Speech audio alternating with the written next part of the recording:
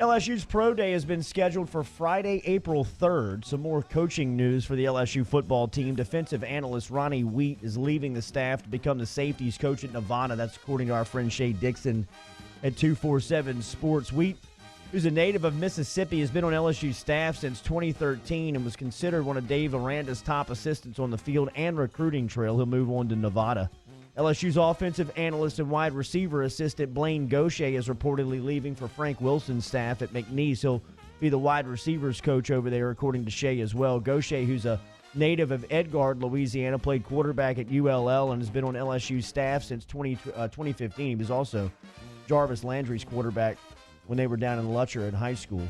LSU basketball, as we said, the Tigers will host Alabama tonight, 6 o'clock. They'll host Ole Miss this Saturday at 11 a.m. in the Merritt Center. LSU's red hot right now and currently the only unbeaten in the SEC. They find themselves at number 22 in the latest AP poll.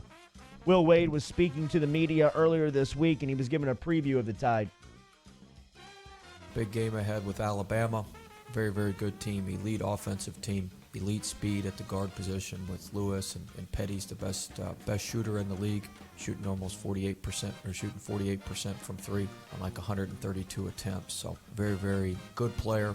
They've got a good team. They're a matchup problem for us. They got Reese at the 5 who can pick and pop and make shots, and I think they have 4 of the top 30 three-point shooters in the league are on their team, including Petty, who's the best one now that Naismith has obviously been shut down for a little while. So be a big challenge for us defensively, being able to stop them, contest threes, keep them out of transition, and we're going to have to do a good job offensively of running good offense to complement our defense, so we're not playing defense the entire game and on our heels. Yeah, this is going to be a good one. 2 of the hottest teams in the SEC right now, too, Jordy. We talk a lot about what is LSU up now to, an 8-game win streak. Alabama's on a 4-game win streak of their own, and it started with domination of a good Auburn team, and they kicked Missouri's butt, kicked Vanderbilt's butt, and then they beat Kansas State in that Big 12 challenge, and Will Wade talks about how good they are offensively. How about their game against Florida earlier this year? Didn't go to OT, 104-98.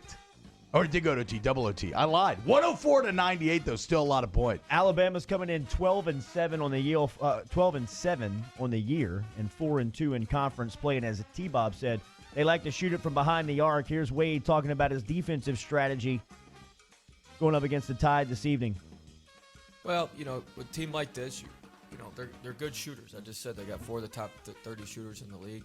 So you've got to cut down on their attempts. They take almost 30 a game, so if you can turn 10 of those 3 attempts a game into some 2s, then you're going to win the mathematical equation there. And so, teams are pretty much going to shoot what they shoot. So you've got to limit attempts and go about it that way.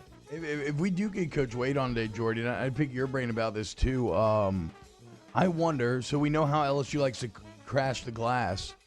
When you play a team that shoots this many threes, does that change your strategy at all because of how wild the rebounds can be, right? Kind of bouncing all over the place. It just throws a little randomness into the equation. Well, for a team that crashes the glass as hard as LSU does, you probably keep 1 or 2 back, at least behind the paint, for long rebounds. That's what I mean there, right? That's what I was thinking. So who knows? Hopefully we'll get Coach Wade on. NBA coming up tonight, or last night, New Orleans Pelicans got another win, 125-111 over the Cleveland Cavaliers. We'll give you the stats and numbers from some of the guys last night. But if you saw the special on TNT, last night the Lakers and Clippers game was postponed. It was originally scheduled to tip last night in Staples Center, with both teams agreeing to postpone the game until this Friday night. But the TNT crew, Ernie Johnson, Shaquille O'Neal, Charles Barkley, and Dwayne Wade was sitting in with Kenny Smith. Shaq, as we told you yesterday on his social media on Monday night, was unbearable, man, to listen to his reaction last night. Some more fallout from O'Neal and his emotions on the death of Kobe. Our names will be attached together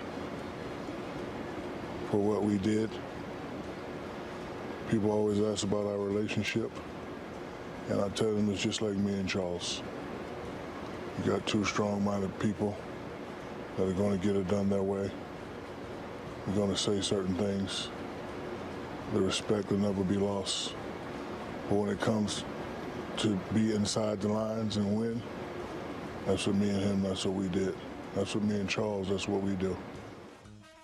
Yeah, it's that whole video, it's 5 minutes long. If you have time, I would say you can check it out. But it broke me down, man. I was on just sitting in my bathroom last night watching it before I got in the shower, and I had full tears just streaming down my face. It's pretty heartbreaking. And then I don't know if this is confirmed or that even needs to be confirmed, but it seemed like Shaq said during it that maybe him and Kobe haven't spoken since Kobe's final game on the TNT set. He said it a couple of times. Ugh. He said it the last time that he talked to him was when he was urging him to get 50 on his last game. I mean, when Kobe got 60. He said it twice. Yeah.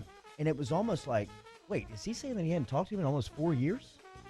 Yeah, and to me, with how he's been talking, because it seemed like his overall point with all this was to stay in touch with people. Yes, to stay in touch with people, to preach with people. And Shaq's a workaholic, obviously. It sounds like he's kind of recognized that he works too much. Yeah, Shaq's a CEO, entrepreneur. He's just turn a on your huge TV. Personality. Yeah, right. he's everywhere. He's on every commercial. So it's it was really hard to watch, and I love the big man, and it just sounds like it's not just Kobe. He's had a lot of loss in his life lately, and hope that he gets through this. From the Pelicans standpoint, last night they get the win 125-111 over the Cavaliers. Drew Holiday had 28 points and 8 assists.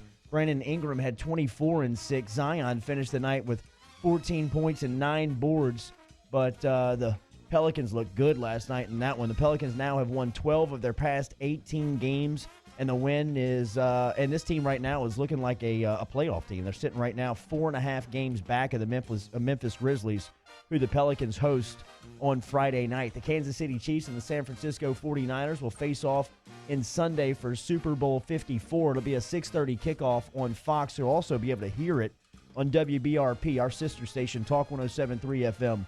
We'll have live Super Bowl coverage for you coming up this Sunday.